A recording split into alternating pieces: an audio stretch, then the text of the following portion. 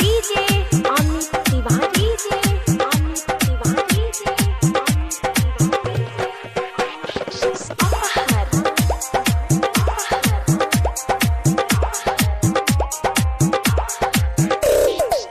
हमारत भीरी जानिया हाथ जन भीतर घुसाई न फगुआ खेलाई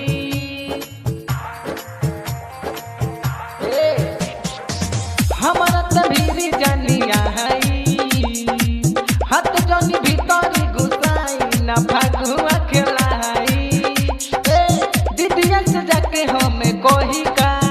दीदिया से जाके हमें कोही का हे जीजा डाली न रंग बानी लोई का हे जीजा डाली न रंग बानी लोई का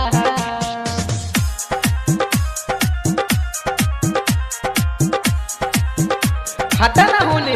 कहाँ सकते आवत डीजे बाटा अमित तिवारी डीजे अमित तिवारी डीजे कितना लोग आइना और कितना लोग कोई ना तू कौन खेतन मरैया रहो ना कहीं पैबा हटा ना छोड़ी ना जीजा जनी धारी कुछ कहरी ना तो दीदिया डांटे लगी लगी बात महानी सर महाई हट जीजा होने भागी भागी भागी हे सुनतनी जनी धारी कुछ कहरी ना तो दीदिया डांटे लगी लगी बात महानी सर महाई हट जीजा होने भागी भागी भागी भागी नसीजन सामान्य हमर नोई का हे नसीजन सामान्य हमर नोई का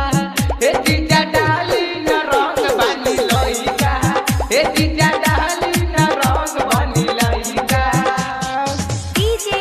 अमित तिवारी डीजे अमित तिवारी डीजे का पूछे ना तू अपने आप के बहुत बड़ा नेता हवा का अपहर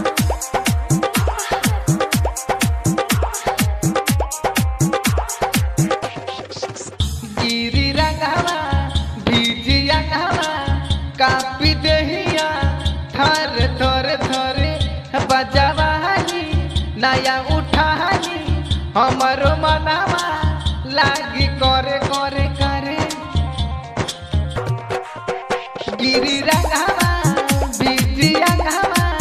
कापी देहिया थर थर थर बजवानी नया उठानी हमारो मनवा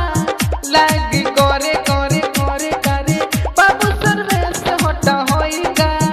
रितेश बाबू सर्वेश होता होइगा